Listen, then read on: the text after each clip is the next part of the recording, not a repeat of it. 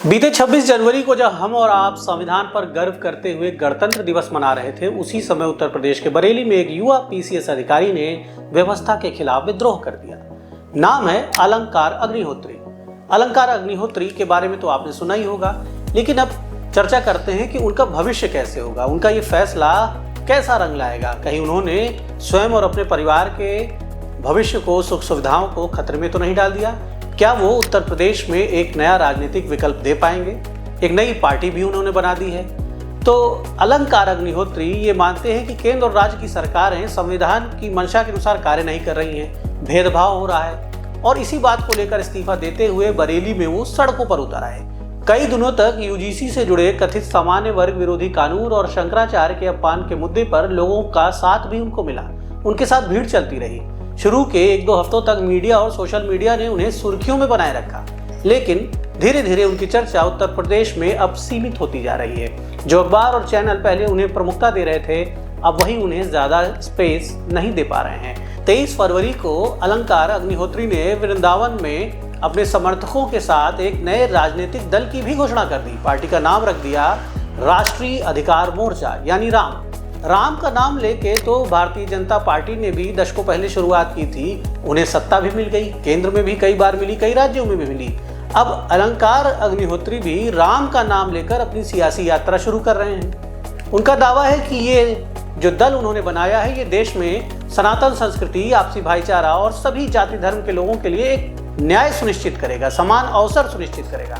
साथ ही उन्होंने जाति आधारित उत्पीड़न और भेदभाव को रोकने का संकल्प भी लिया है। SC/ST कानून के दुरुपयोग तथा जातिवादी आरक्षण के विरोध करने की भी बात वो कहते हैं।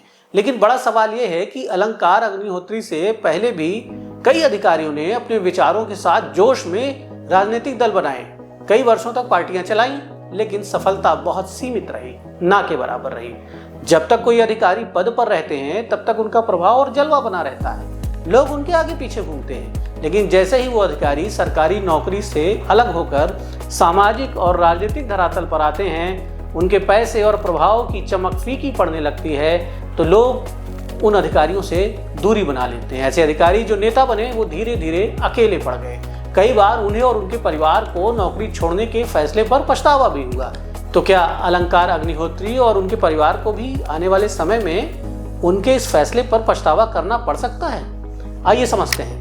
सरकारी नौकरी में वेतन के साथ गाड़ी, बंगला, प्रशासनिक ताकत और प्रभाव मिलता है, लेकिन यदि राजनीति में सफलता नहीं मिली तो आम आदमी की तरह सिस्टम के आगे संघर्ष करना पड़ता है। कुछ उदाहरण देखिए। उदित राज का नाम तो आपने सुना ही होगा। उदित राज IRS यानी इंडियन रेवेन्यू सर्विसेज के अधिकारी। 2003 में उन्होंने इंडियन जस्टिस पार्टी बनाई।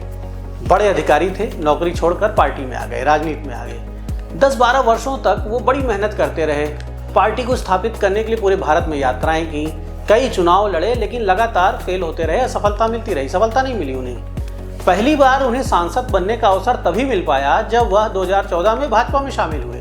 भारतीय जनता पार्टी ने उन्हें चुनाव लड़ाया और वो सांसद बन गए। हालांकि उन्होंने उस समय भाजपा को अलविदा कह दिया। जब दोबारा उन्हें टिकट नहीं दिया गया, तब भाजपा में तमाम खामियां गिनाते हुए, तमाम कमियां बताते हुए वो कांग्रेस में चले गए। फिलहाल उनकी सियासत तो सेट हो गई, क्योंकि उन्होंने दल बदल लिया था, एक बड़े दल में चले गए थे। अपना जो दल बनाया था वो सफल नहीं हो पाया था। फिर अमिताभ ठाकुर की चर्चा करते हैं। अमिताभ ठाकुर उत्तर प्रदेश में सीनियर IPS अफसर थे। जबरिया रिटायर्ड IPS के रूप में वो अपनी ख्याति समाज में फैला चुके हैं। सेवानिवृत्त जब सरकार ने उन्हें कर दिया, उसके बाद उन्होंने काफी दिनों तक संघर्ष करते रहे अलग अलग मुद्दों पर, और एक आजाद अधिकार सेना नाम की पार्टी बनाई। वर्षों की मेहनत के बावजूद इस पार्टी का न कोई विधायक है, न कोई सांसद है, और खुद वो जेल चले गए। उनकी पत्नी भी लगातार संघर्ष कर रही है। कुल मिला के स्थिति बहुत अच्छी नहीं कही जा सकती, और पार्टी बनाने का जो प्रयोग उनका था उसे भी सफल नहीं कहा जा सकता। उत्तर प्रदेश के एक DGP साहब रहे सुलखान सिंह, IPS रहे, DGP भी रहे उत्तर प्रदेश में, और उन्होंने जब सरकारी सेवा से मुक्त हुए तो बड़े जोश के साथ एक पार्टी बनाई। उसका नाम रखा बुंदेलखंड लोकतांत्रिक पार्टी। अब वो DGP थे उत्तर प्रदेश के, बड़ा जलवा था। प्रदेश भर के अधिकारी, पुलिसकर्मी, ढेर सारे SP, SSP, DIG उनको सैल्यूट मारते थे।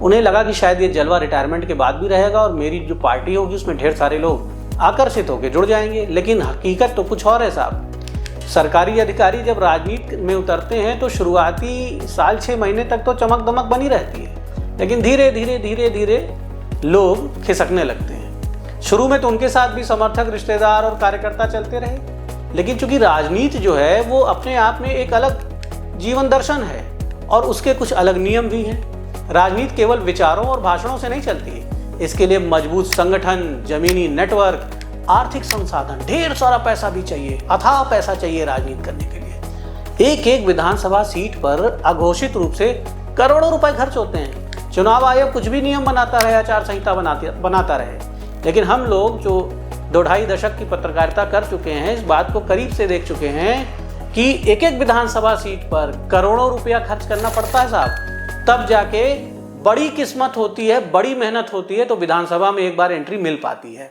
और ये जो ढेर सारे राजनीतिक दल अधिकारियों ने नौकरी छोड़ के या इस्तीफा देकर या रिटायर होने के बाद बनाए, उनकी सफलता का जो रेशियो है ना वो 1% से भी कम होगा, इस लिहाज से कि उन्हें विधानसभा, लोकसभा में क्या एंट्री मिली।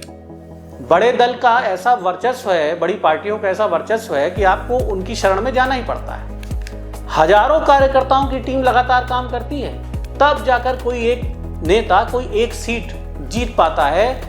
बहुत सारे साम दाम दंड भेद के खेल होते हैं। तो क्या अलंकार अग्निहोत्री सियासत की दुनिया में सफल हो पाएंगे?